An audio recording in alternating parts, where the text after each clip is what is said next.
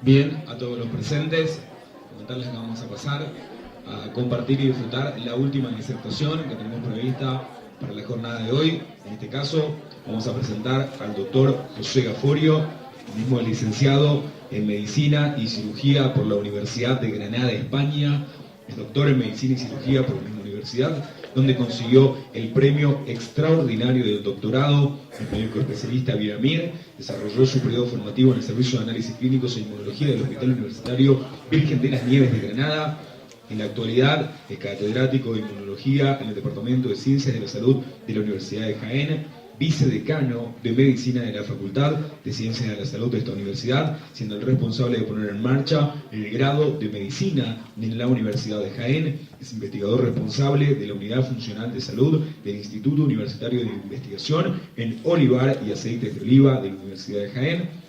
Es investigador también del Centro de Investigación Biomédica en Red de Epidemiología y Salud Pública del Instituto de Salud Carlos III de Madrid.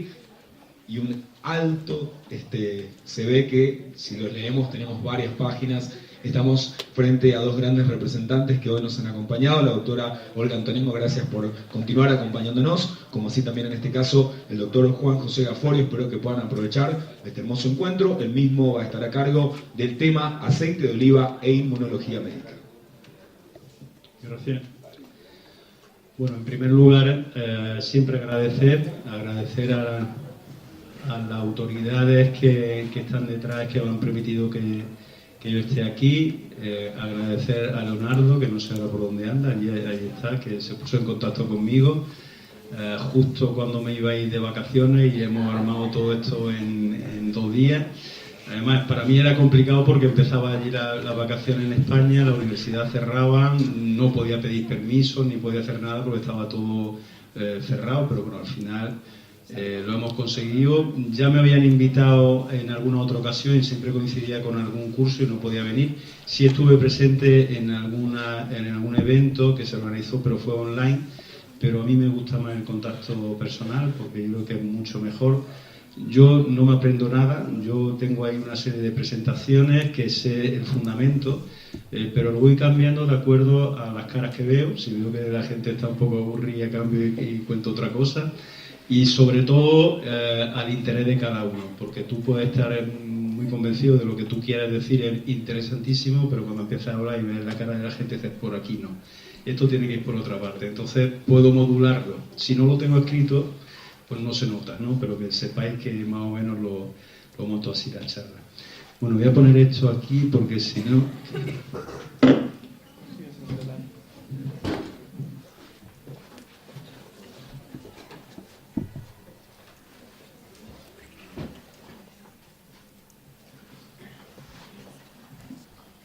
Tengo 2 manos nada más, tengo 3 cosas aquí. Vamos a ver si... No sé, si hablo sin esto, es mejor así. Bueno, gracias también a las autoridades de la universidad. Me encuentro en mi casa, pues yo trabajo en la universidad allí en España, y por tanto cuando estoy en una universidad, sea del país que sea, estoy en mi casa. Así que me hallo, como digo, en un sitio amable, un sitio que me gusta estar, y un sitio en el que se tienen que debatir cosas interesantes, cosas novedosas, como ha hecho la doctora Olga. Yo creo que es un tema innovador, muy interesante, y te doy la enhorabuena porque ha hecho una charla muy amena, y yo creo que también es una charla que es útil, ¿no? Que da información que la gente puede aprender algo de ella, así que enhorabuena. Bueno, una vez que he dado las gracias a todo el mundo, no quiero dejar a nadie fuera. Voy a empezar con mi charla, y lo primero, voy a empezar fuerte. Lo primero que pongo aquí es generalizada la idea que las grasas son perjudiciales para la salud. Yo creo que seguro que los que estáis aquí habéis escuchado algo sobre esto. Yo recuerdo todavía en el máster que damos en la Universidad de Jaén, hace algunos años, hace 6 o 7 años, había una chica peruana que me dijo el primer día de clase, cuando empecé a hablar de esto, que en Perú se decía que el aceite de oliva producía cáncer. Y yo le dije, a ver, repítemelo, a ver si el castellano de Perú no lo entiendo bien, ¿no? Pero me lo repitió y era lo que dijo, ¿no? Entonces me estuvo diciendo algunos argumentos y efectivamente es así. Os cuento también otro hecho. Yo tengo una amiga que vive en Londres y un día me escribe un correo electrónico diciendo que en Gran Bretaña se estaba vendiendo un aceite que ponía aceite de oliva virgen extra español y que ponía en la botella, en la etiqueta, no utilizar para fritura, es peligroso. Yo le dije que no me lo creía, le dije, mándame una fotografía. La fotografía me la mandó, la tengo aquí, la pongo en otras presentaciones y efectivamente ponía eso, tal cual. Entonces Gran Bretaña todavía pertenecía a la Unión Europea, ahora se ha ido, es decir, normalmente debería estar englobado dentro de la normativa europea, pero eso es lo que se vendía allí. Es decir, hay mucho bulo, hay mucha información falsa que ronda por Internet y ahora mismo la mayoría de las personas la información que coge es por Internet. Internet no tiene filtro, Internet cualquiera puede poner lo que le dé la gana y ahí hay personas que ponen algo porque creen que eso es así, aunque sea erróneo, pero también hay mucho interés económico, hay una cantidad de interés económico en todo esto que es increíble. Entonces, llevar la información verídica, ¿y a qué le llamo yo la información verídica? La información que tiene un sustento científico. Es decir, no porque yo lo diga o lo diga otra persona o lo diga Leonardo va a ser verdad. Es decir, o se respalda con argumentos, si no, eso no vale para nada. Puede ser una hipótesis, puede ser una creencia personal, pero tiene que haber un soporte científico. Entonces, llevar ese soporte científico a la población es muy complicado porque normalmente los artículos son largos. Están en inglés y sobre todo más que están en inglés que son largos y ahora últimamente Twitter ha hecho mucho daño porque como te pongan 3 palabras seguidas, la cuarta ya la gente no lo lee. Nos hemos acostumbrado a leer cosas muy cortitas y ya la gente no quiere cosas largas, se aburre leyendo. Entonces el que te diga las verdades con una sola palabra te está engañando. Las cosas son siempre con grises, no son ni blancos ni negros, siempre hay cosas que son, bueno, pues algunas cosas son positivas, otras cosas son negativas, pero hay que leer y eso cada vez estamos menos acostumbrados a leer. Entonces las personas se informan por internet en cosas con informaciones muy chocantes, con poquitas palabras y que van al meollo de la cuestión. Así que tenemos un gran problema con eso, tenemos un gran problema de saber llegar a la población. Entonces, eventos como este yo creo que cumplen esta misión precisamente, aunque es un ámbito en el que no estamos ante miles o millones de personas como si está Internet, pero bueno, si aquí cala en cada uno de vosotros lo que tanto la profesora Olga como yo digamos, vosotros seguro que llegáis a casa y lo expandís, ¿no? Y los chavales y las chavalas que estáis aquí, pues cuando lleguéis a casa decía a vuestra madre, a vuestro padre, no, esta comida, échame esto y no lo otro, porque entonces poco a poco eso se va extendiendo, ¿no? Y eso, vosotros sois fundamentales en las casas, vosotros. Pues yo recuerdo que mi hijo al final le va acostumbrando a un determinado tipo de alimentación y ellos después, como vaya a comer fuera, te van diciendo, no, papá, yo ahí no voy, que no te ponen aceite de oliva virgen extra, que te ponen no sé qué. Entonces no se os olvida, es decir, vosotros tenéis poca edad, pero no sois tontos y evidentemente tenéis los sentidos mucho más sensibles que las personas más mayores, que ya se va perdiendo poco a poco esa sensibilidad. Entonces, esta idea está generalizada. A lo mejor no aquí en San Juan, que tenéis bueno, pues personas que están haciendo mucho por el mundo del aceite de oliva, como Leonardo, como esta universidad, pero sí en muchos países. Y si tenéis experiencias propias, lo sabéis, pero si no, os diré que eso es tal cual. ¿Es cierto esto? Os voy a contar de dónde viene esta idea, porque es una idea muy curiosa y una idea que sale de un país concreto. ¿Alguno puede apostar por algún país donde salga Estados Unidos? Me has visto la presentación, me has estado echando un vistazo. Bien, esta asociación, Sugar Association, fue fundada originariamente como Sugar Reserve Foundation por miembros de la industria azucarera estadounidense durante la Segunda Guerra Mundial en junio de 1943. Y diréis, se le ha ido la olla, si estamos hablando de aceite de oliva, ahora porque me están hablando de azúcar. Vamos a seguir leyendo, aunque sean más de 3 preguntas. Digo, más de 3 palabras. Contaba entre sus miembros con cultivadores y refinadores de azúcar de caña, remolacha estadounidense, y se dedicaba al estudio científico del papel del azúcar en la alimentación y a la comunicación de ese papel al público. Es decir, servían de lobby, defendían su producto, que está bien, cada uno puede defender su producto. Y ya meto aquí una pulla en contra, esto no lo hace en ningún sitio el aceite de oliva virgen extra, en ninguno, incluyendo España. Allí la asociación que engloba a todos los productores debería defender esto y no lo hace, Seguimos.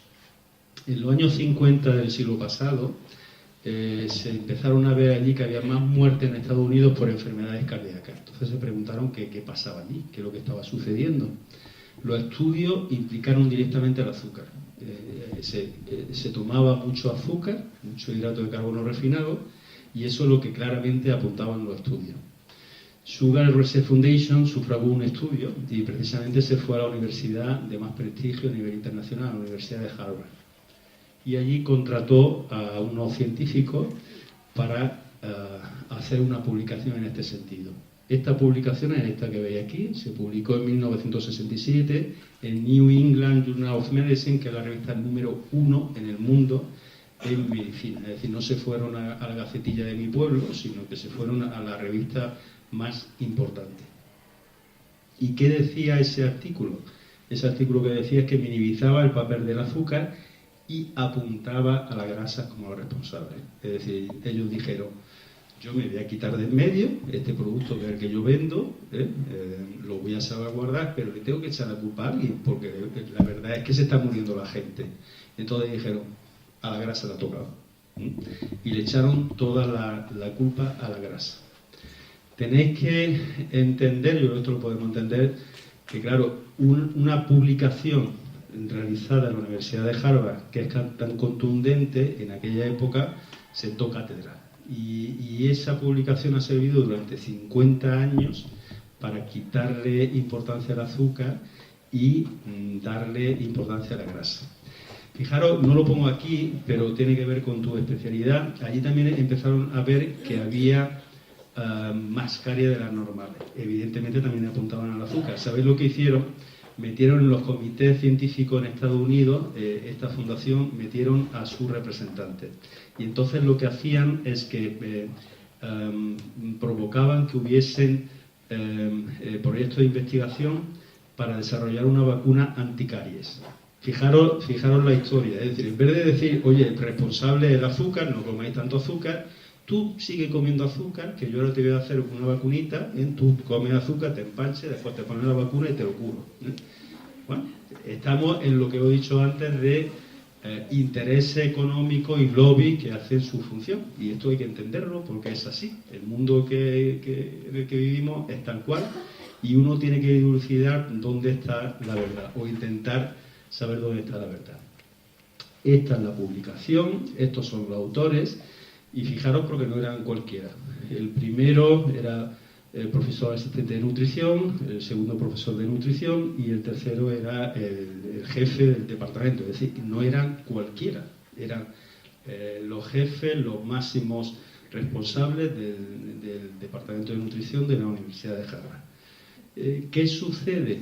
Bueno, pues que esta fundación le pagó a cada uno $6.500. En la actualidad eso puede representar aproximadamente $50.000. Le pagó a cada uno de los tres. El problema es que, bueno, bienvenido sea, ¿no? Si te pagan a alguien, pues encantado, dame los 50.000 euros, pero claro, en una publicación tú tienes que ponerlo. Tú tienes que poner, y eso ya es obligatorio, decir si alguien te sponsoriza, ¿no? Y esto es lo que pusieron y en ningún momento ahí dijeron que esto estaba pagado por esta fundación. No nombraron nada. Entonces, esta gente montó cátedra.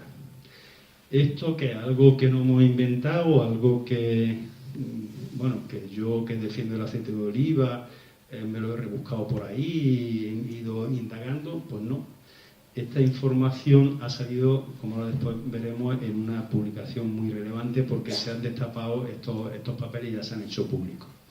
Fijaros, el presidente de esta fundación, Harry Haas, dijo ya en su discurso en 1954, bastante antes de esta publicación,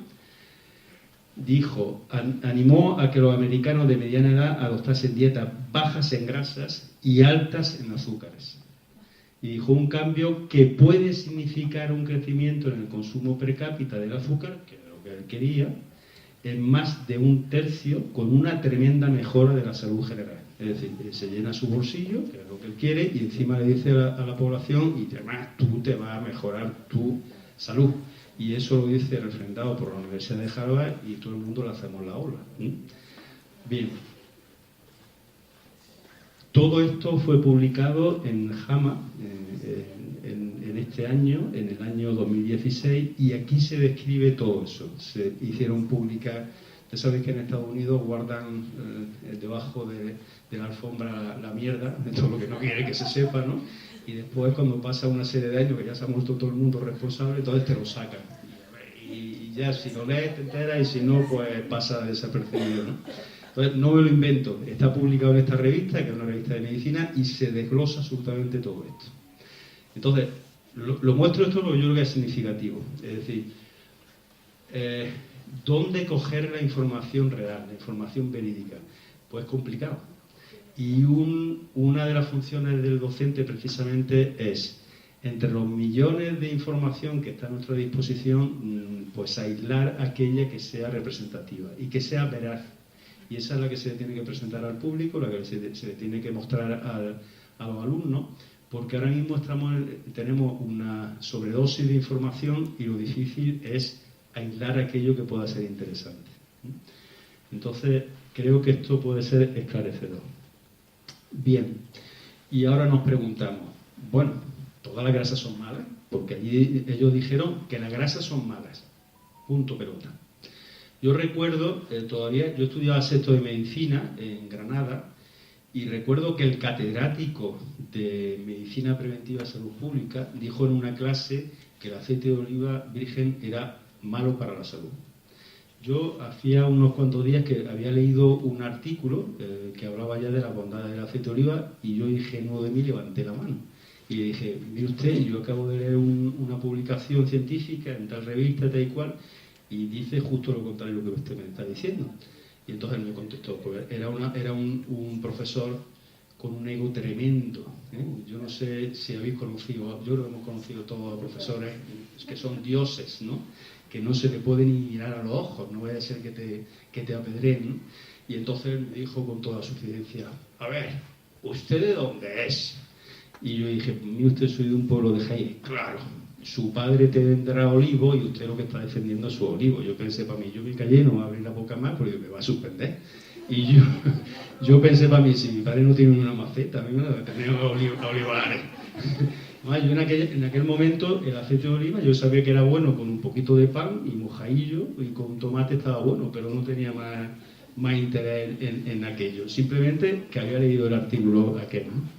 Es decir, que incluso en las universidades, y en las universidades españolas, y más concretamente en Andalucía, que somos los máximos productores de este aceite, pues se decía que era malo. Se decía que era malo. La pregunta es, bueno, ¿todas las grasas son malas? Tenemos un problema a nivel mundial, que es un problema de la obesidad. Esto no es un problema de un país concreto, es un problema mundial, que en parte la profesora Olga también lo ha estado diciendo, por la mala alimentación, y esto trae como consecuencia por una cantidad de enfermedades crónicas que son las que asolan a nuestra sociedad. Entonces, esto es una prioridad de salud global, de todas las autoridades sanitarias de todos los países, y hay que poner algún tipo de remedio. Pero claro, si le hacemos caso a lo que decía la Universidad de Harvard en el año 67 del siglo pasado, pues mal vamos. Aquí pongo algunos datos que he extraído de World Obesity Atlas del 2022, y bueno, están aquí los datos del índice de masa corporal, del 2010 y las previsiones para el 2025 y 2030. Esto índice de masa corporal entre 30 y 35, 35 40 y más de 40, va por colores, ¿no?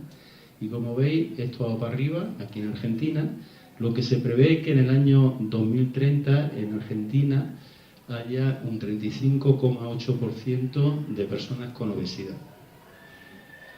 En Estados Unidos exactamente igual y aquí el 47% prácticamente.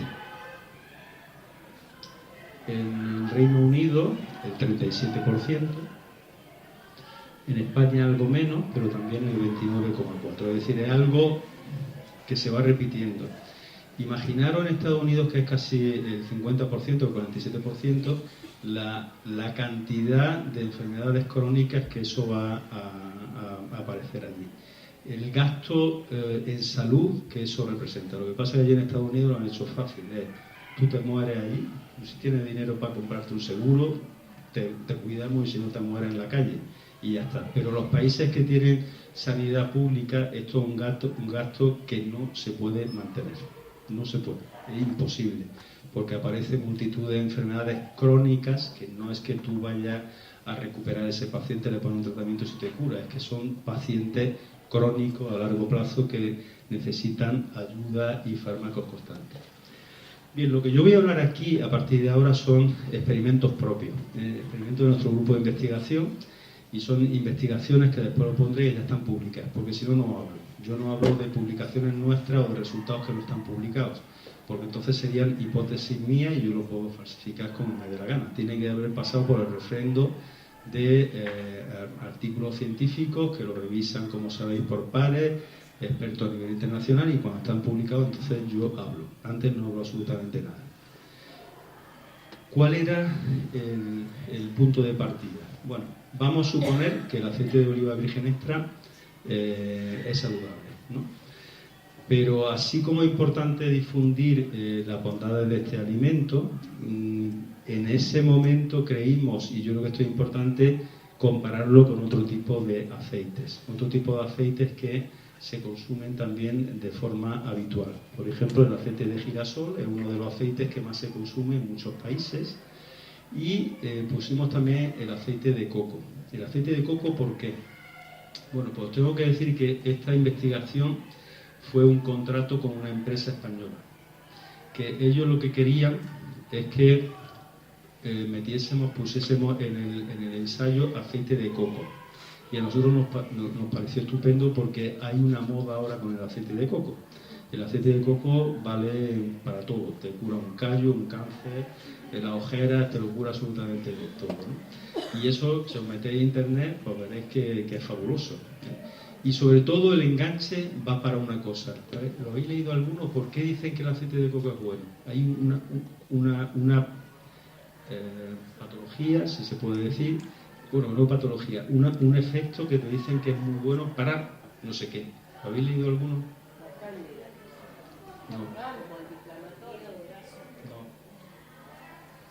No, que adelgaza. Ahora voy a poner algún ejemplo de eso.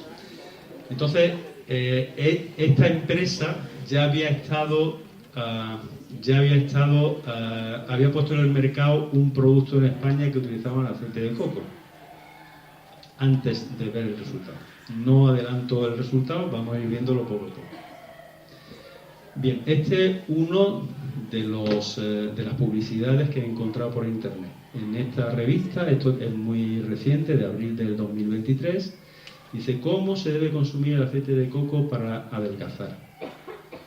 Y si vamos leyendo, dice puede contribuir a la pérdida de peso. Te va diciendo ahí todo. Es termogénico.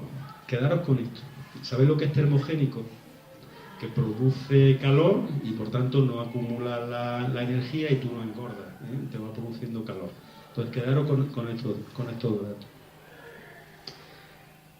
Tiene un efecto saciante, quedaros también con eso. Es termogénico y tiene un efecto saciante. Es decir, cuando tú te lo tomas dices, hostia, ya me he quedado bien, ya no quiero comer más, con lo cual ahorramos dinero, no compramos más comida, pero sobre todo adelgazamos, que es lo que te está diciendo.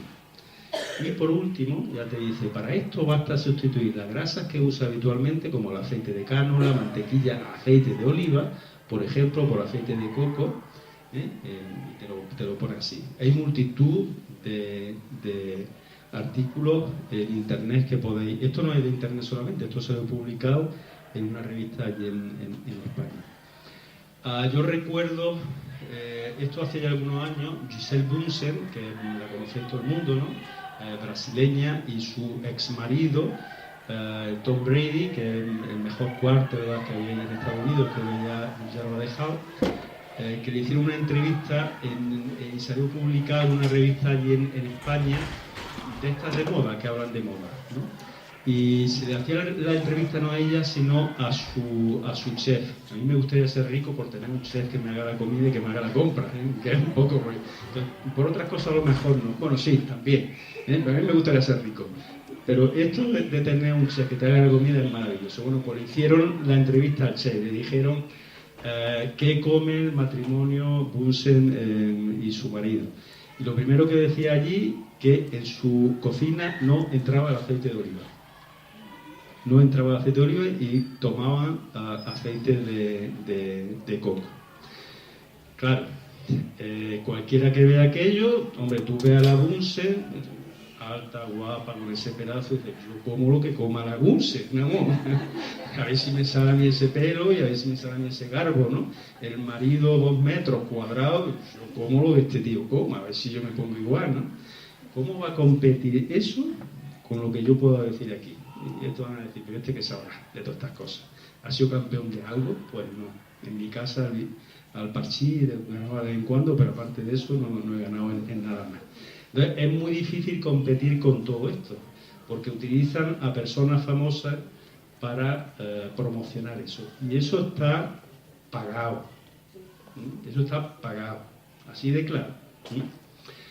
Claro, si tenéis en cuenta, yo no sé qué en Argentina, pero en España no puede salir un científico en los medios de comunicación diciendo que esto es bueno. No puede. Tiene que salir una folclórica, un cantado, un youtuber o alguno de esos. Pero el que sabe no puede salir. No puede salir. Entonces tú piensas, ¿esto qué sentido tiene? Pues no tengo ni idea, pero es así. Entonces, ¿cómo competimos con todo eso? Pues con la ingenuidad que tenemos, Leonardo, Olga, yo, de intentar dar charlas para difundir aquello que sí tenemos evidencia. Pero yo no puedo poner encima de la mesa el garbo, ni la fuerza de la Bunsen, ni de su marido. Lo único que pongo aquí es la evidencia científica. Entonces, quedaros con esto que dice que es saciante y que es termogénico. Bien. En el estudio hay una parte que habitualmente no se veía de forma frecuente y es estudiar el tejido adiposo blanco. El tejido adiposo blanco hasta hace muy poco tiempo se pensaba que era solamente un sitio antiestético, que hacía que te salían lorzas por todos sitios, barriguitas, pero que no tenía otro fundamento aquello. Sin embargo, se ha comprobado, se sabe que el tejido adiposo blanco tiene una actividad endocrina y una actividad inmunomoduladora muy importante. Entonces hay que estudiar ese tejido porque tiene su función. Para que os hagáis una idea, fijaros la importancia que tiene el tejido adiposo blanco, que en las mujeres que son atletas de alta competición, que tienen poco tejido adiposo, en todas esas mujeres se les retira el periodo. Es decir, en la grasa, en el tejido adiposo blanco, se están produciendo hormonas que regulan muchas funciones. Entonces, eso yo creo que es lo más evidente y claramente manifiesta la importancia que tiene en la mujer y también, evidentemente, en el hombre. Pero hay otro tejido adiposo, que es el tejido adiposo marrón. Que esto se creía, cuando nacemos, tenemos todavía vestigios de tejido adiposo marrón, y se creía que al poco tiempo iba desapareciendo. Pero se ha comprobado que no es así, que todavía permanece el tejido adiposo en algunas localizaciones. Y este tejido adiposo marrón es muy interesante, es muy beneficioso, porque este sí tiene la actividad termogénica. La energía que en vez de acumularla lo que hace es que produce energía y además tiene una actividad también endocrina muy interesante. Pues hay una forma de aumentar este tejido adiposo marrón. ¿Sabéis cuál es una forma? ¿Cuál? No hemos llegado hasta ahí.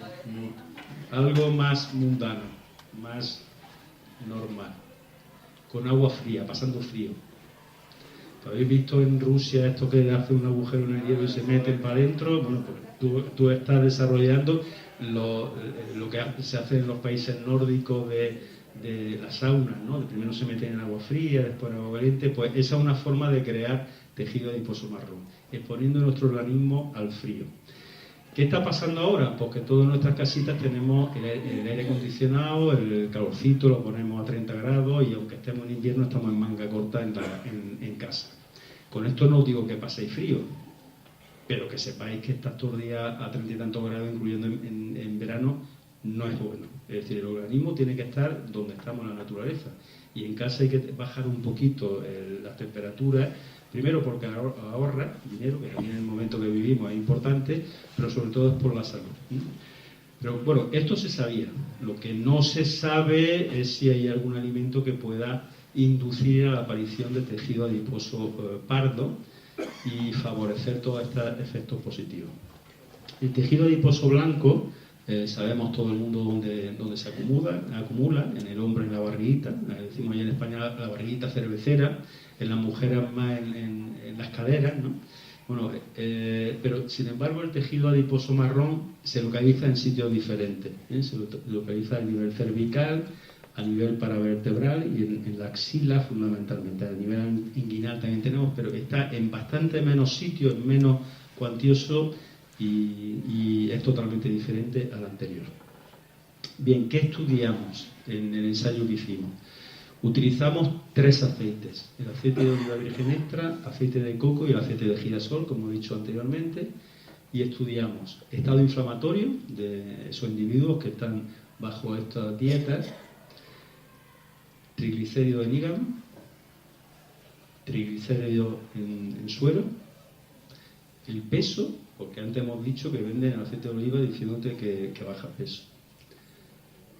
En el tejido adiposo el efecto termogénico y la síntesis de 2 hormonas muy importantes, que son la leptina y la adiponectina. ¿Os suena alguna de estas hormonas y qué efecto tienen? Y por último, otro efecto también muy interesante, que es el efecto que tiene sobre la microbiota intestinal. Entonces, todo esto estudiamos bajo toda esta dieta. Bien, para hacer el estudio, el estudio intestinal, la microbiota intestinal, como ahora después diré, tenemos que sacar la microbiota del tracto gastrointestinal. Entonces hay que sacrificar, mejor dicho, a matar está mal dicho, sacrificar, hay que tener cuidado con los vocablos, sobre todo en España, hay que tener una exquisitez. Ahora hablando te tienes que pensar a ver qué palabra va a decir. Vale, hay que sacrificar. Entonces el humano no se puede hacer, porque yo pedí voluntario ya a la universidad, pero no se presentó nadie. Entonces dije, bueno, pues el humano no lo vamos a poder hacer. Entonces utilizamos modelos experimentales. Bien, esto es evidentemente de cachondeo. Hay que utilizar el modelo experimental porque el ensayo, como ahora os diré, lo único que se reemplaza es el aceite que se utiliza. El resto es exactamente igual. Y en humanos eso es imposible de hacerlo, pero además al comité ético, si tú le dices que le va a dar solamente aceite de coco, no te lo van a aprobar nunca. Entonces esto está perfectamente aceptado y así lo hicimos. Utilizamos una dieta hipercalórica. ¿Por qué hipercalórica? Porque la dieta actualmente en Occidente, en nuestros países, casi todas son hipercalóricas. Entonces lo que nosotros queríamos ver es, aun siendo una dieta hipercalórica, qué efecto tenían estas grasas. Sabemos que no es lo mejor, vamos a ver los resultados que salen, pero sabiendo que no es lo óptimo. Entonces utilizamos esa dieta hipercalórica, porque es lo que habitualmente aparece en la población y lo que las personas que tienen sobrepeso y obesidad es lo que toman sobre todo. Entonces el ensayo fueron 19 semanas en total. Las primeras 3 semanas son la fase de aclimatación, Son ratones que vienen de una empresa originalmente de Estados Unidos, entonces tienen que pasar 3 semanas en el animalario porque tienen que controlar que no tengan enfermedades, se tienen que aclimatar al sitio y tal. Y después el periodo de intervención son 16 semanas, que ahí es donde se hace la intervención real que queremos hacer. Bien, hicimos 4 grupos de ratones. Cada uno de los grupos tenía 11 ratones. No se puede utilizar solamente uno, como sabéis, porque si no, no tiene significación estadística. En un solo ratón puede pasar lo que sea y el resultado entonces puede ser no válido. Entonces, 4 grupos diferentes con 11 ratones cada uno. El primer grupo, estos ratones consumían dietas que son las que se dan a los ratones en las mejores condiciones, las que están aceptadas a nivel internacional, como que esa es la dieta mejor para mantener a los ratones sanos. Es una dieta que se la compramos directamente a una empresa también de Estados Unidos y ahí van vitaminas, están perfectamente controlados y además esa dieta no es hipercalórica, esta es normocalórica y ese es el control. Y el resto de los grupos, el primer grupo, el segundo y el tercero, la fase de aclimatación, la primera semana se le da esta misma dieta normocalórica y las 2 semanas siguientes se le da una dieta esa misma pero hipercalórica, no al 60%, sino aproximadamente 35-40%, para acostumbrarlos poco a poco a una dieta hipercalórica, para no pasar de una normo a una hipercalórica de un día para otro. Y cuando pasan esas 3 semanas, este grupo se le da, en el alimento se le echa exclusivamente aceite de coco, ninguna otra grasa. El siguiente grupo, aceite de oliva virgen extra, y el tercero, aceite de girasol. Bien, esto nos costó trabajo porque esta empresa, que es la mejor que hay en el mundo para esto, ellos te daban ya el alimento, pero ellos lo hacen ya con una grasa. Entonces nosotros no queríamos eso, ¿no? Y la mayoría, yo diría que casi el 100% de las investigaciones se hacen con esta dieta y después le añade otro tipo de grasa, con lo cual a mí no me valía. Yo quería el 100% de la grasa que yo quería.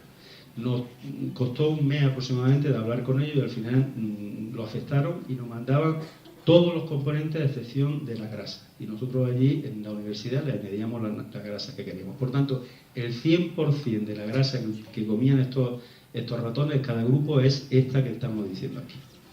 El aceite de oliva virgen extra, como esto era un proyecto para una empresa, ellos nos dieron su aceite de oliva virgen extra. Entonces yo le pedí que me diesen también la analítica de ese aceite. Y yo lo probé. Y aquello no era aceite de oliva virgen extra ni por asomo. Ni por asomo. Que eso también es muy frecuente. Te venden una cosa que después no es lo que es. Entonces yo le pedí a una denominación de origen de allí de Jaén que me diese un aceite de oliva con toda la analítica y yo lo probé. Y ese era aceite de oliva virgen extra. Entonces este aceite es aceite de oliva virgen extra con toda la analítica, está publicado y todos los parámetros organoléctricos. El aceite de coco nos lo dio la empresa y el aceite de girasol, pues que consume la gente, es decir, uno que se vende para consumo humano. Bien, cuando termina esto, que esto es lo que la gente no quería pasar por aquí, podía estar dispuesto a lo anterior, pero estos no estaban dispuestos, sacrificábamos a los ratones y sacábamos primero la microbiota, la mucosa, el tejido gastrointestinal, cogíamos la mucosa y de ahí extraíamos, como ahora después os diré, la microbiota.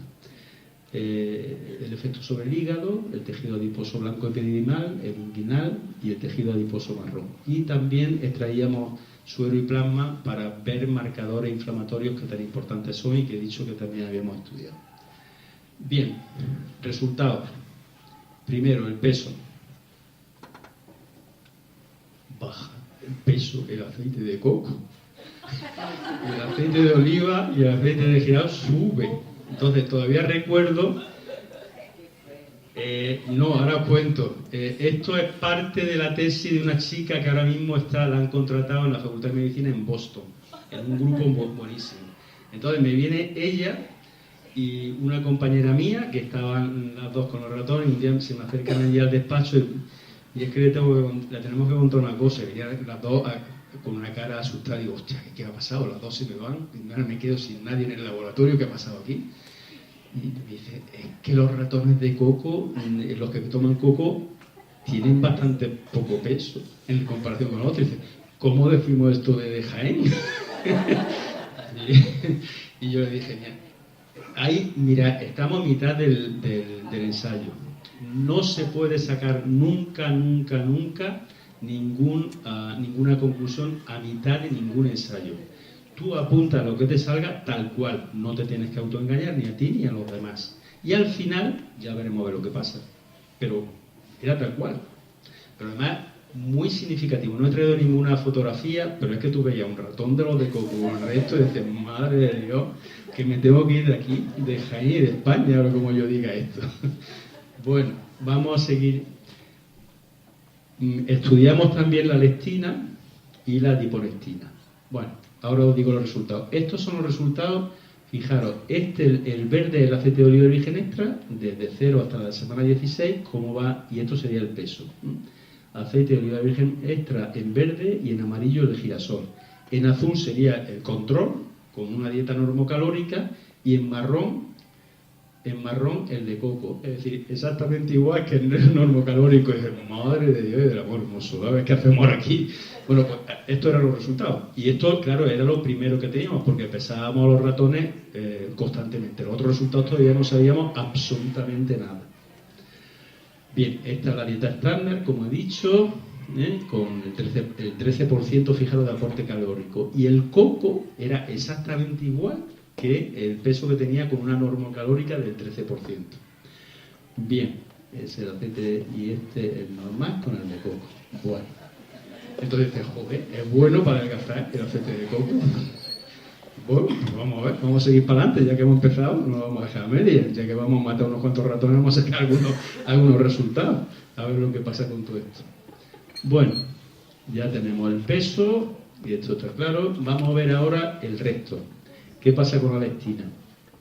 La lectina baja en el aceite de coco y sube en el aceite de girasol y aceite de oliva. Y esto ya ahí te escamas.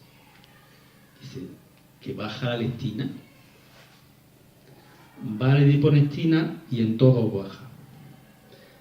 Esto es lo raro. Entonces tú te preguntas, ¿qué patología es esta? ¿Qué hay en patología humana que pueda tener como hecho significativo la disminución de la lectina? Porque esto no debería de pasar, por lo que voy a decir ahora. Bueno, no voy a adelantar los resultados, pero eso, lo que pasa con la lectina, es fundamental para llegar a la conclusión definitiva de lo que pasaba aquí. Bien. Bueno, estos son los resultados de la adiponectina y la lectina. Aquí está la gráfica porque se va cuantificando a lo largo de toda la semana. Pero el resultado final es el que he puesto antes. Y fijaros la diferencia que hay. Esto es uno normal, porque en un ratón normal tiene que aumentar la lectina y la adiponectina conforme va aumentando de peso y de edad. Pero en el de coco, fijaros lo que hace aquí. En estos que son obesos, en un obeso, porque estos estaban obesos, la adiponectina baja. Es lo normal. Eso es lo normal. Aquí sube porque estos están normales, tienen un peso normal. Pero esto bajaba uno y otro. Entonces aquí ya nos escamamos, dijimos. Bueno, vamos a seguir a ver qué pasa aquí. Bueno, quedaros con eso de la lectina y la adiponectina. Y la lectina, ¿esto para qué vale? ¿Esto qué importancia tiene? Bueno, la lectina, en el hipotálamo se regula el apetito, es decir, la sensación de saciedad se regula en el coco, en el hipotálamo. El tejido adiposo es el principal productor de lectina. ¿Y qué sucede cuando comemos? Produce el tejido adiposo lectina, la lectina vehiculizada por la sangre llega ya al hipotálamo, contacta con el hipotálamo y entonces lo que se despierta es la sensación de saciedad. Esto es lo que sucede habitualmente. Pero esto tiene también sus implicaciones porque aumenta también la hormona liberadora de tirotropina, la glándula pituitaria produce la TSH estimula el tiroides, se produce la T3, T4 y eso hace que aumente el metabolismo y el gasto energético. Entonces, esta es la vía, el circuito normal que hace que una persona pueda tener un peso normal. Esto es lo que sucede normalmente. Pero además es que la leptina tiene también una función muy importante en el sistema inmunitario, lo potencia. ¿Qué sucede cuando baja la leptina? Pues que se altera todo. La sensación de saciedad no la tiene, todo esto, el metabolismo del tiroides se afecta, el sistema inmunitario también, y lo que hace es que el metabolismo baja y el gasto energético baja. La consecuencia, ¿cuál es? Engorda. Pero aquí no engordamos. Aquí no engordamos. Entonces, ¿qué pasa? ¿Cómo explicamos todo esto? Vamos a adelantar cosas. Vamos a hacer lo que hacían las becarias y vamos a llegar hasta el final para al final tener el mapa completo de lo que pasaba allí. Bien, tenemos la leptina, sensación de saciedad. ¿Qué sucede en las dietas hipercalóricas, en la dieta occidental que tomamos, que cada vez se expande más, sobre todo entre la gente joven, con todo esto de las hamburguesas, los Burger King, los McDonald's y todo esto? ¿Qué sucede con este tipo de comidas que tienen grasas no muy favorables? Bueno, ya se va una, que no te he dicho nada. Si quieres ir al McDonald's, pues cuando quieras. Te afecta. No, es cachondeo, no te preocupes. Bien, lo que sucede con este tipo de grasas es que se produce una neuroinflamación. Es decir, el cerebro se inflama. Eso no se ve, es decir, los que veáis cabezones no es que tengan una inflamación, es que han nacido así, con cabeza grande y gorda, pero no es que sean, no tengan, eso no se ve, pero hay neuroinflamación a ese nivel, el hipotálamo, y cuando hay neuroinflamación a ese nivel, ¿qué sucede? Pues que la leptina, cuando llega aquí, el hipotálamo no responde, y es como si no hubiese leptina. Entonces la leptina llega allí al hipotálamo, pero el hipotálamo no responde. La consecuencia de todo eso es que, bueno, pues que sigue comiendo cada vez más. ¿Y cómo es el procedimiento de la neuroinflamación? Ahí interviene también el sistema inmunitario. Hay una célula en el cerebro que se denomina microglía, que están acompañando a las neuronas. La microglía es de la estirpe de los monocitos y de los macrófagos. Y lo que sucede es que esta célula se activa, aparece en la microglía activada por todos estos procesos, y eso hace que afecten a las neuronas que están acompañándolas. Y eso es lo que produce la muerte o el daño de las neuronas. Entonces, como consecuencia de esto, no toca hablar hoy de aquí, pero este también es el fundamento de alteraciones cognitivas, de la aparición de determinadas enfermedades, como por ejemplo el Alzheimer y algunos otros, tienen también este fundamento. La consecuencia es que aumenta la ingesta de alimentos y disminuye el gasto energético. Al final, obesidad y sobrepeso. Marcadores proinflamatorios y antiinflamatorios en los ratones donde estábamos haciendo el ensayo. Fijaros, medimos dos citoquinas, que ya lo ha dicho la profesora Olga, lo ha estado anunciando anteriormente, la interleuquina 6 y el TNF. Fijaros, este es el grupo que consumía coco. Fijaros que es el que lo tiene más alto. Es decir, mucha interleuquina 6. Y TNF-alfa, que también es proinflamatorio, también el aceite de coco, con mucha diferencia, el que más tenían los ratones. Y medimos una citoquina antiinflamatoria, que era el TGF-beta. Y el que más bajo lo tenía era el de coco y el que más alto lo tenía el aceite de oliva virgen extra. Entonces, el aceite de coco produce muchos marcadores proinflamatorios y el que menos, muy poco antiinflamatorio. Por tanto, el balance es a favor de la inflamación. La consecuencia es que, según esto, el aceite de coco producía un proceso inflamatorio, tenía una actividad proinflamatoria. Suero, el triglicérido en suero. Fijaros, con mucha diferencia, el aceite de coco es el que más tenía, los ratones que habían consumido aceite de coco, el que más triglicérido en suero tenía. Y triglicérido en hígado, aceite de coco el que más, seguido del aceite de girasol. Y esto, evidentemente, es el primer paso para tener aterosclerosis y para tener hígado graso, que también es un problema muy grave en nuestra sociedad. Bien, ¿qué sucedía con el tejido adiposo? Bueno, hemos visto antes el tejido adiposo blanco, el tejido adiposo marrón. Es bueno tener algo de tejido adiposo blanco, pero lo que es bueno sobre todo es tener tejido adiposo marrón sin tener que ducharnos todos los días con agua fría, que se agradece eso. Entonces vamos a ver lo que sucedería. Y lo que nos encontramos es que por primera vez se describe un alimento que es capaz de pasar el tejido adiposo blanco al tejido adiposo beige, que es el intermedio para pasar al tejido adiposo marrón. ¿Y eso cómo se detecta? Pues se detecta midiendo la actividad de estos tres genes, la UCP1 fundamentalmente, pero también PGF1 alfa y NRF2. Entonces, el aceite de oliva producía, ahora sí, termogénesis, que está directamente relacionado con la activación de estos genes. Y sin embargo, eso no sucedía ni con el aceite de coco ni con el aceite de girasol. Estos son el cuadro resumen. Este se veía el metabolismo inmunidad, leptina y hiponestina, la inflamación, lo que antes he descrito, triglicéridos en hígado y el tejido adiposo.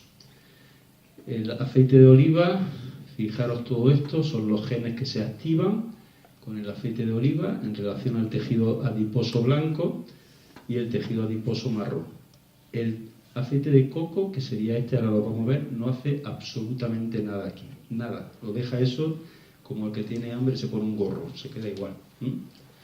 Y el aceite de girasol no lo voy a nombrar porque es una cosa intermedia, tiene cosas del aceite de oliva y cosas del aceite de coco, por tanto no vamos a fijar más la diferencia entre el aceite de coco y el aceite de oliva.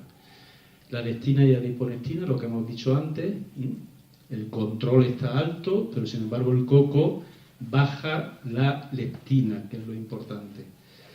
La inflamación, ya lo hemos dicho antes, proinflamatorios, los triglicéridos muy elevados en el aceite de coco y sin embargo el aceite de oliva, ya hemos visto antes que no es así.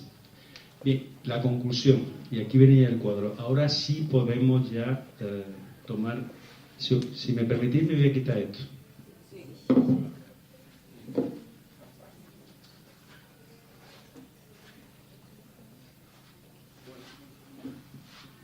La conclusión, vamos a ponerlo en una tabla, todo lo que sale de forma resumida y no con tantas tablitas así más complejas, y así podemos ver ahora sí qué es lo que está pasando ahí, porque hasta no llegar a este punto no teníamos ni idea, lo único que sabíamos es que bajaba de peso y dijimos, joder, voy a ver tú, nos destierran de aquí y nos tenemos que ir a San Juan a ver si allí nos dejan dar clase.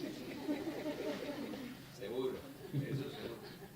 Bien, el aceite de coco baja el peso, baja la leptina y la hiponestina, aumenta la inflamación, aumenta el acúmulo estópico de grasa en el hígado, produce una esteatosis hepática y produce hipertrigliceridemia. El aceite de oliva virgen extra aumenta la leptina, tiene un poder termogénico, disminuye la inflamación, hígado saludable y arterias saludables. Y ahora con todo esto dice, ¿y esto qué es? ¿Esto qué es lo que es? Que decimos ahí. ¿Esto qué es lo que es? ¿Esto es humano? ¿Qué narices es esto? ¿Se ocurre alguna patología? ¿Se ocurre alguna patología? Es complicado porque a mí no se me ocurría ninguna. Yo me tuve que ir a leer a ver qué narices era eso, a ver si encontraba algo que se pudiese parecer en los humanos. Lipodistrofia. Es patognomónico porque el tratamiento de la lipodistrofia es dar precisamente leptina. La lipodistrofia es un síndrome, tiene varias causas. Una de ellas, la más frecuente, son las personas que tienen HIV y se le dan antirretrovirales. Como efecto secundario, los antirretrovirales producen esta patología. Y hay otros que aparecen y no se sabe por qué. Es una enfermedad que está catalogado como enfermedad rara. Y además es patognomónico, leptina baja esto. Cuando yo vi esto, y el resto de los resultados también coincidían en humanos con lo que sucedía, yo me fui a hablar con la jefa de servicio de nutrición y endocrinología del Hospital Universitario de Jaén. Y entonces le pregunté, ¿cómo diagnosticáis esta enfermedad? La respuesta, no hay protocolo de diagnóstico, no hay. Porque es una enfermedad tan rara que no tiene un protocolo. Entonces, ¿qué sucede? ¿Sabéis lo que es la lipodistrofia? Básicamente, de forma muy resumida. Es una atrofia del tejido adiposo. Pero puede aparecer atrofia en todo el organismo o atrofia en algunas partes y acúmulo en otros. Por tanto, el crecimiento ectópico de la grasa en ciertos sitios de nuestro organismo y atrofia en otra parte. Entonces, cuando yo fui, me dijo eso la jefa de servicio, que no estaba protocolizado. Yo dije, pues creo que hay personas que la estáis diagnosticando mal, porque se puede confundir esto con el síndrome metabólico. Con el síndrome metabólico. Muy fácilmente. Sobre todo los que tienen por ejemplo, el síndrome de Barraquer-Simons.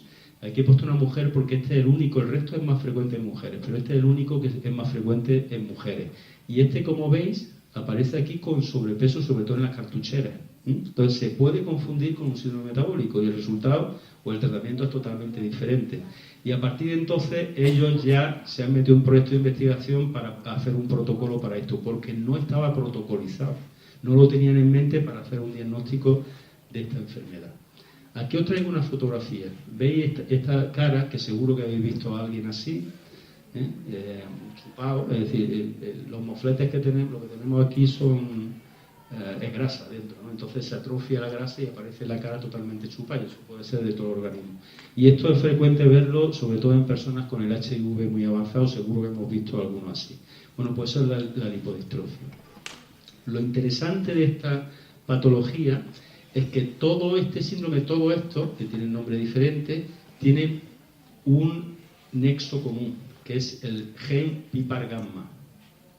Ese es el nexo común que tienen todos estos distintos tipos de lipodistrofia. Y lo interesante es que se sabe que este gen se modula por las grasas.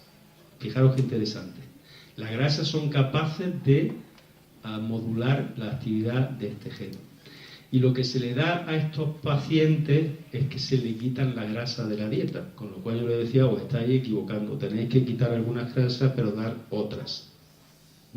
Y no quitar la grasa. Y además, a aquellas personas que tengan esta patología le tenéis que decir, cuidado con este tipo de grasas, porque le podéis estar agravando. Y eso no se hace. Y ahora vamos a lo que he puesto al principio. Decía que era saciante y termogénico, lo que nos ponía en internet. La lectina hemos visto que es la hormona de la saciedad. Y el coco produce una disminución de la lectina. Por tanto, es imposible que el coco produzca saciedad. Es más, los ratones, mientras se está haciendo el experimento, se les da toda la comida que vayan demandando. Entonces, tanto Carmen como Cristina, que eran las dos que estaban en el grupo, me decían, pero si es que esta gente no hace nada que comer, está todo el día comiendo, tenemos que estar echándole. Los que más comían eran los del coco. Es decir, no tenía efectos saciantes ni por asomo, porque es que no daban abasto. Tenían que ir hasta los fines de semana y darle de comer a los bichos. Es termogénico, que también os decía, pues no, hemos visto claramente que no. Entonces, ¿por qué pierden peso? Claro, porque el hecho es que perdían peso. ¿Por qué? Pues claro, o contesta esto, o si no te van a decir, mira, usted se ha montado en un castillo en el aire que es tremendo, muy bonito, pero esto no va a ninguna parte. El aceite de coco es rico en ácido pirístico, tiene un 17% y ácido palmítico un 8%. Y estos se saben que producen apoptosis. Entonces, lo que creemos que está pasando, porque esos son los resultados, si disminuye la lectina y la lipolectina, lo que está produciendo una apoptosis del tejido adiposo. Produce una lesión directa de este tejido. Y eso con un alimento. Esto no estaba descrito antes. Ni el efecto termogénico del aceite de oliva virgen extra, ni el efecto dañino para el tejido adiposo. Entonces, efectivamente, si alguien quiere adelgazar, que tome aceite de coco, pero que sepa que no es un adelgazamiento sano, que lo que estás produciendo un daño a tu organismo y te estás reventando un tejido endocrino como es el tejido adiposo.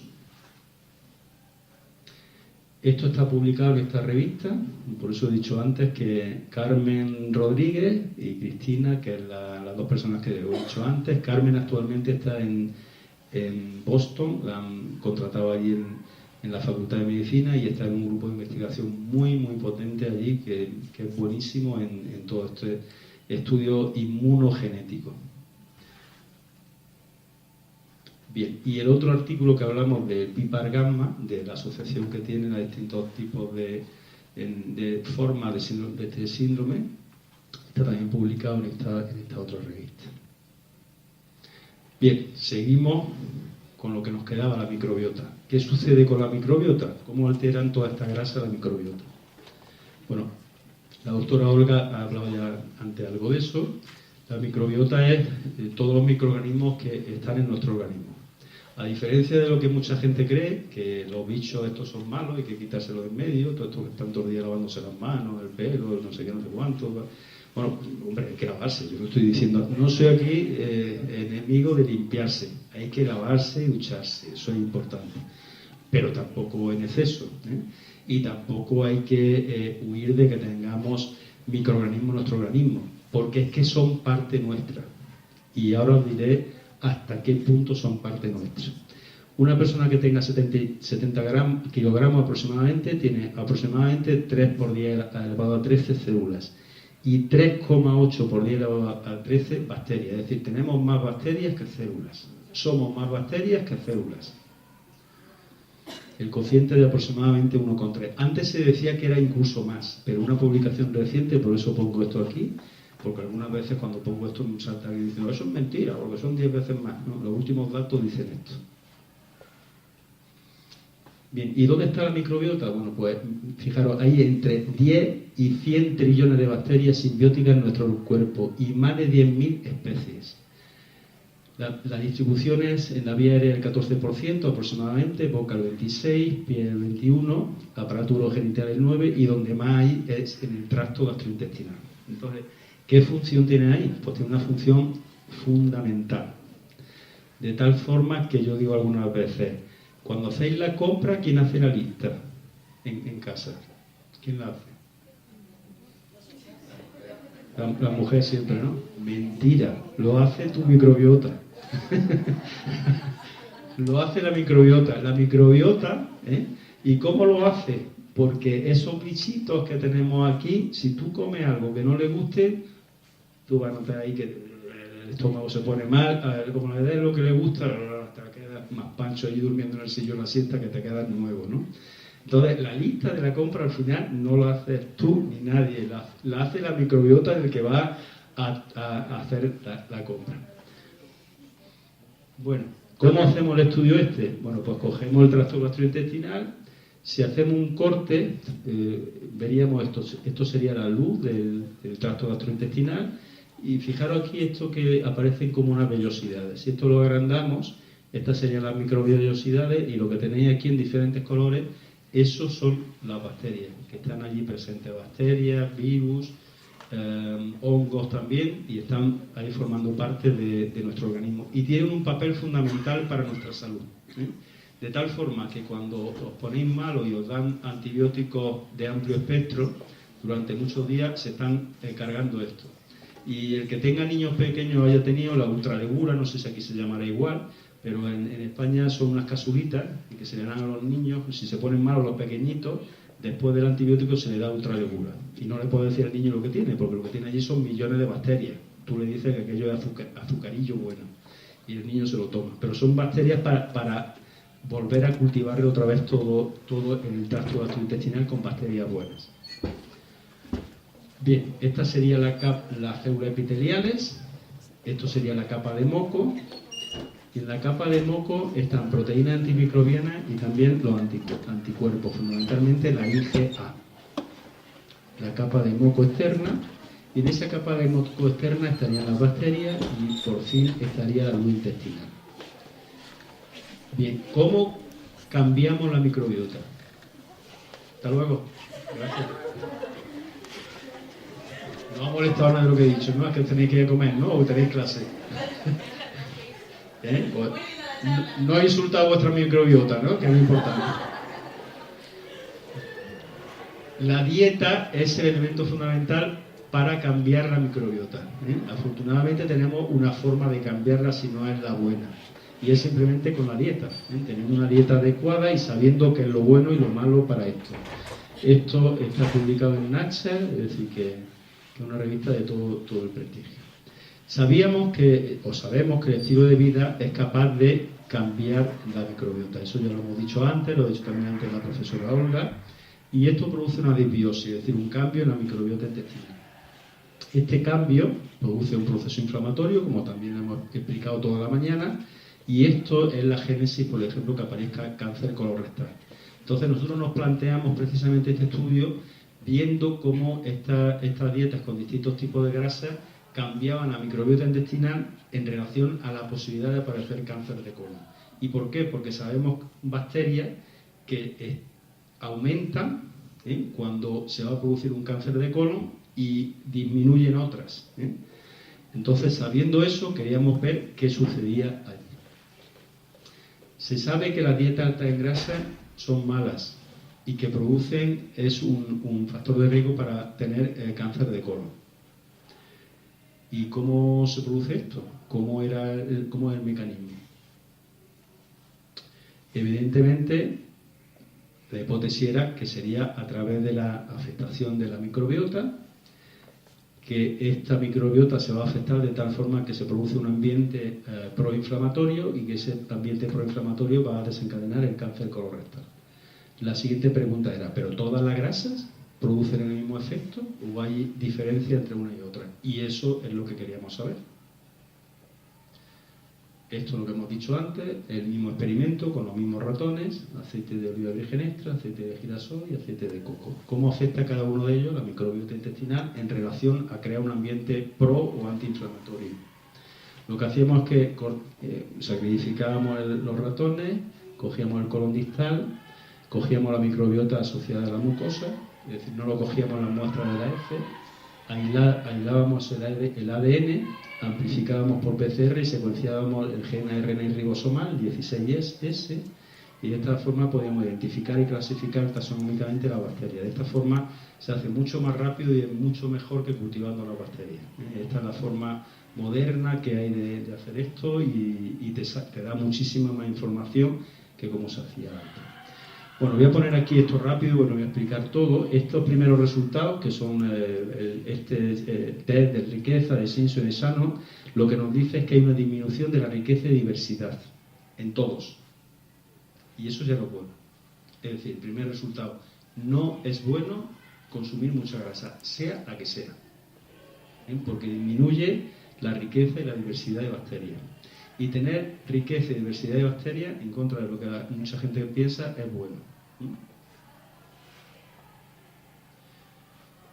Estudiamos los filum, aquí están todos, estos son los resultados, no me paro en ellos, al final os pongo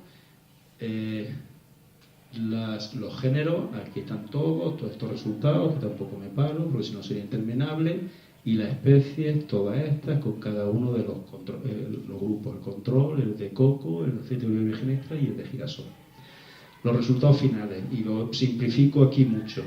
Este sería el grupo control con el que comparamos y estos tres serían los grupos que estamos estudiando con esos aceites diferentes. El aceite de coco crea un ambiente proinflamatorio porque hace que aumenten una determinada bacteria que sabemos que crean ese ambiente proinflamatorio y disminuyen otras. Aquí hay una bacteria muy interesante que incluso se está vendiendo ya en capsulita, la Akkermansia, que es una bacteria muy interesante. Bueno, con el aceite de coco te la baja. El aceite de oliva virgen extra incrementaba uno y bajaba otro, pero creaba un ambiente antiinflamatorio. Y el aceite de girasol igual, incrementa uno, baja otro, también la Akkermansia, y produce lo mismo, un ambiente proinflamatorio. Con lo cual, el resultado, ahí tenemos los factores que disminuyen el riesgo de cáncer colorectal, y aquí abajo los que aumentan el riesgo. Una flechita en verde o en rojo, en verde significa que es bueno, que protege, y en rojo sería que favorece la aparición de cáncer colorectal. Y si comparamos el de coco, aquí hay -2, porque lo que hago es que sumo uno menos es rojo y uno más es el verde, pues me sale -2. El aceite de oliva virgen extra, ya me falta glucosa en el cerebro, se me traba la lengua. Además, hablando de comida, joder. Bueno, me da 7 positivo, hay bastante más flechitas verdes, y el aceite de girasol -2. Por tanto, lo que nos sale aquí claramente es que hay dos aceites que generan un ambiente proinflamatorio, que es el aceite de coco y el aceite de girasol, y uno que es antiinflamatorio que el aceite de oliva virgen extra. Por tanto, lo que he dicho antes, no es bueno consumir dieta alta en grasa, sea la que sea, porque esto te va a producir una disbiosis. Pero hay algunos que van a disminuir el riesgo de cáncer colorectal, crean un ambiente antiinflamatorio, y otros que por el contrario aumentan el riesgo de cáncer colorectal porque crean un ambiente proinflamatorio. Bien, esto también está publicado, todos estos resultados en esta revista que creo que se publicó en el 2020. Fijaros, este trabajo es muy interesante, lo vi el otro día, está recién publicado y dice que las dietas altas en ácido linoleico pues están detrás de esta enfermedad. Dice, la enfermedad inflamatoria intestinal es una enfermedad crónica de causa desconocida en la que se produce inflamación del colon e intestino delgado y que se presenta en forma de brotes. Engloba dos entidades, la colitis ulcerosa y la enfermedad de Crohn, que yo creo que todo el mundo conocemos y que conocemos a alguien que padece una u otra. Dice, el alto contenido natural de ácido linoleico del aceite de soja, o el de girasol, que también lo tiene, puede estar contribuyendo al aumento de enfermedad inflamatoria intestinal en Estados Unidos, que ahí tienen un problema importante. Antes también ha dicho la profesora Olga que no solamente en Estados Unidos, sino que es algo generalizado. Mediante múltiples mecanismos que implican tanto la microbiota intestinal como a las células huésped y crea un entorno inmunoactivo típico de esta enfermedad, al aumentar las moléculas proinflamatorias y disminuir las antiinflamatorias. Aquí os pongo qué es lo que sucede molecularmente con este tipo de grasa. Esto es la mucosa normal, ¿vale? Aquí está lo que he dicho antes, estas serían las bacterias, la capa de moco en verde, el epitelio, la lámina propia, esto serían las células musculares y por último la submucosa. Aquí arriba os pongo las células inmunitarias que van a aparecer aquí. Bueno, en nuestro sistema inmunitario las células inmunitarias están repartidas por todo nuestro organismo, desarrollan su función y ahí estas células van a producir citoquinas que regulan todo el sistema inmunitario, una pro y otra antiinflamatorias, pero está balanceado, está equilibrado. No prepondera una sobre la otra, está regulado perfectamente. Entonces hay un balance homeostático. Esto es lo que sucede normalmente. ¿Qué sucede con aceites ricos en ácido linoleico, como el girasol, la soja, lo que estamos hablando? Fijaros, lo que aparece aquí ya, a diferencia de esto, es que se pierde la capa de moco. Y además las células epiteliales, fijaros que ya no están juntitas, sino que están separadas. Hay un aumento de la permeabilidad y como consecuencia de este aumento de la permeabilidad, las bacterias que estaban aquí penetran dentro de la mucosa. ¿Y qué sucede? Bueno, pues que estas bacterias, hay un componente que también se ha hablado antes, el lipopolisacárido, que entra en nuestra sangre y que esto tiene efectos inflamatorios, proinflamatorios. Esto provoca mayor acúmulo de células inmunitarias proinflamatorias, aumenta la síntesis de citoquinas proinflamatorias, esto aumenta más todavía la permeabilidad, con lo cual en un circuito cerrado se produce un desbalance de estas células que hay aquí, son mucho más predominantes las células que producen citoquinas inflamatorias y se produce un ciclo inflamatorio, es un círculo cerrado. ¿Qué sucede? Que hay una expansión de la lámina propia. Mucha gente dice, joder, es que tengo el estómago hinchado, es que tengo la barriga. Bueno, pues este es el fundamento. Yo creo que nos ha pasado a todos. Si tú comes en tu casa tu comida, estás bien, pero te vas un día a comer a un restaurante, llegas a tu casa y dices, joder, ¿para qué me he comido el buey? Y yo he comido nada y menos, y tengo el estómago hinchado, ¿esto qué narices es? Bueno, pues esto es la base de la enfermedad intestinal inflamatoria. Al final, el tipo de dieta que consumimos va a hacer que cambie la microbiota y los efectos de esta microbiota van a ser o positivos o negativos. Si la dieta es saludable, disminuye la inflamación intestinal, porque la microbiota saludable mejora el metabolismo lipídico, aumenta la producción de antioxidantes, aumenta los ácidos grasos de cadena corta que producen los microorganismos, que también son saludables, disminuye el riesgo de infecciones y aumenta la sensibilidad a la insulina. Si la dieta no es saludable, aumenta la inflamación intestinal, aumenta el riesgo de enfermedad cardiovascular, aumenta la producción del EPS, disminuye los ácidos grasos de cadena corta, aumenta el riesgo de infecciones y aumenta la resistencia a la insulina. Al final, esta disbiosis va a producir, como hemos repetido yo creo durante toda la semana, bueno, me parece que he estado aquí una semana y voy a estar más que un día, joder. Bueno, ya vendré otro día. Se produce un estado inflamatorio a través de una activación del sistema inmunitario y eso afecta a nuestro cerebro y eso produce neuroinflamación. Y ahora no toca hablar de eso, pero el martes de esta misma semana he dado una conferencia allí en Madrid, en España, que hablaba precisamente de esto, que esto también es el origen de algunas enfermedades cognitivas, como la enfermedad, por ejemplo, la depresión, la enfermedad de Alzheimer, pero lo primero que habría que cambiar a una persona con depresión, antes de dar ninguna pastilla, es el tipo de alimentación, porque tiene una importancia vital en todo esto.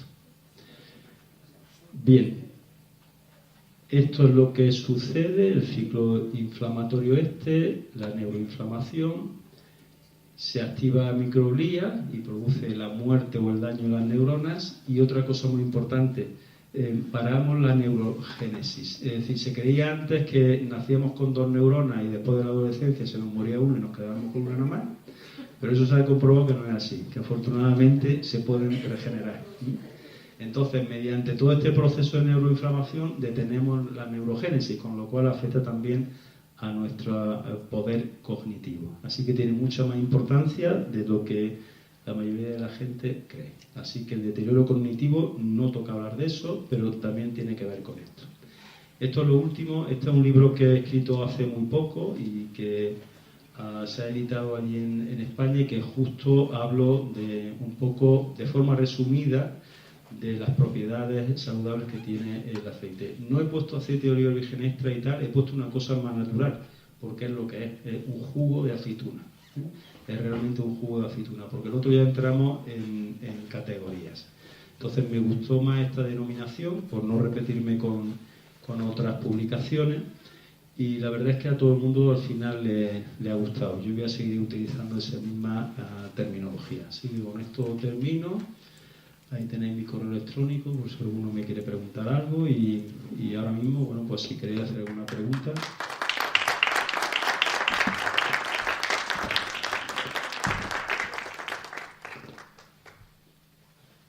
¿Alguna pregunta? ¿Algún comentario? Bueno, gracias por la excelente presentación. La verdad que muy enriquecedora desde el punto de vista integral, ¿no?, de la salud, porque creo que de muchas presentaciones que existen sobre trabajos de aceite de oliva y salud, se ha trabajado mucho en la influencia a nivel cardiovascular, que creo que es la mayoría de las investigaciones científicas por cantidad de papers publicados. Se le dio trascendencia al aceite de oliva en la protección cardiovascular y no así en la parte de neurotransmisores y a niveles inflamatorios.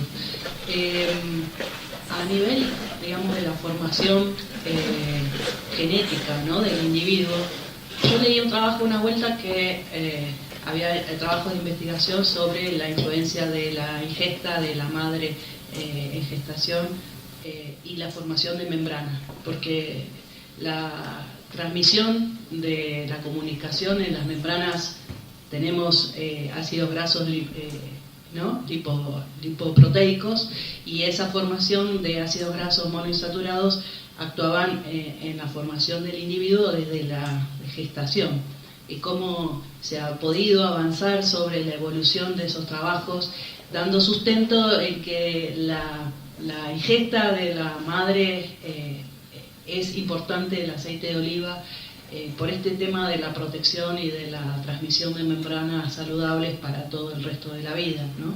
No sé si ha habido más trabajos de desarrollo en ese sentido, porque creo que se le da mucha importancia también a la mujer en su estado físico, pero digamos en el desarrollo del individuo desde la concepción hasta que nace es responsabilidad nuestra cómo nos alimentamos.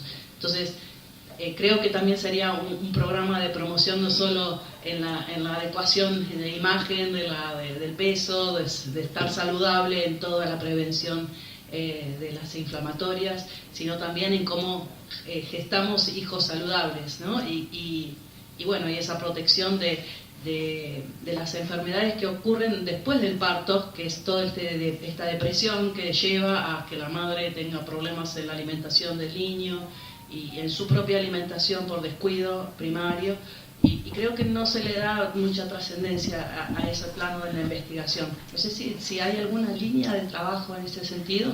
Sí, bueno, entiendo que estamos hablando de la membrana celular. Sí, hay, yo tengo alguna presentación, algo que precisamente hablo de eso, y sí tenemos ya suficiente masa científica o creencia científica o hechos científicos que avalan eso. Efectivamente, si es importante la alimentación, y dentro de la alimentación el tipo de grasa que uno consume a nivel general, pero más importante es para la mujer. No se sabe por qué, pero afecta más a la mujer sin estar embarazada, ¿eh? Yo estoy hablando de una mujer normal. Afecta mucho más a la mujer que al hombre, evidentemente tiene que haber algún hecho hormonal ahí, en la mala elección de la grasa que uno consume. Pero hay un momento de la mujer concreto, que es cuando está embarazada o cuando está amamantando a su hijo o a su hija, que es especialmente sensible, porque afecta, lo que come la mujer afecta al niño, eso se sabe indudablemente. Al final, las membranas celulares están formadas en su mayoría por lípidos. Esos lípidos no vienen del universo cósmico, sino que vienen de lo que comemos, y se van formando, esos ladrillitos los cogen de las grasas que nosotros estamos comiendo. Entonces, si consume uno mucha grasa saturada, la membrana celular va a ser mucho más estática. La membrana celular, uno de los efectos es la fluidez. La fluidez son membranas saludables, y los ácidos grasos saturados lo que hace es que dejan encasquillado eso. Y entonces, dependiendo de qué grasas consumas, tú puedes formar tu membrana celular. Y la salud de las membranas celulares es la salud de tu organismo entero. Y además, eso tiene mucha influencia en el niño, de tal forma que la madre puede estar produciendo cambios epigenéticos en el niño cuando todavía está en el tracto gastrointestinal, o incluso cuando ya ha nacido pero está amamantando, porque le está pasando a través de la leche materna, le está pasando todas estas componentes. Puede producir alteraciones metabólicas, lo mismo que estamos diciendo aquí, se lo puede estar produciendo a su bebé.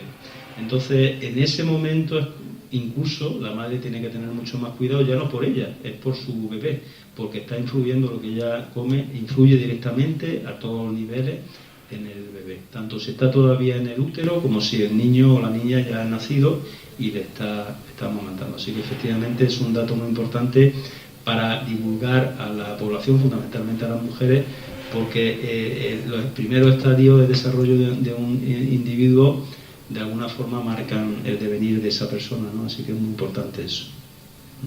Bien, bueno, muchas gracias. Nada. Bueno, cerramos y aplaudimos al doctor.